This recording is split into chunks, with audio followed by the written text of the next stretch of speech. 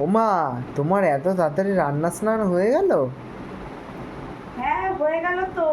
আজকে মঙ্গলবার, নিরামিষ রান্না, তাই ঝটপট করে নিলাম বন্ধুরা। আজকে কি রান্না বান্না হয়েছে চলেন দেখবেন। আজকে নিরামিষ বন্ধুরা, মঙ্গলবার নিরামিষ, তাই ঝটপট সব হয়ে গেল। স্নানও হয়ে গেছে, সব হয়ে গেছে, রান্না বান্না সব। এখন শুধু আপনাদের দেখাবো বলে তাই আসলাম। তাহলে আজকে কি রান্না বান্না করেছি চলেন দেখবেন। আজকে অনেক রান্না বান্না হয়েছে নিরামিষ। প্রথমেই দেখাই সাদা ভাত। ধোয়া উঠছে না কিন্তু গরম আছে বন্ধুরা। সাদা ভাত,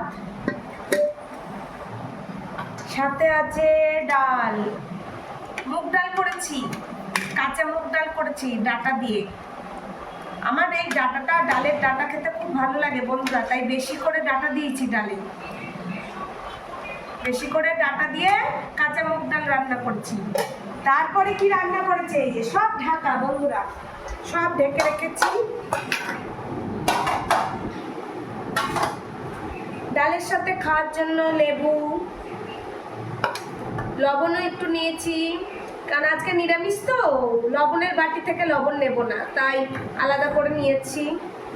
সাথে আছে পটল পোস্ত।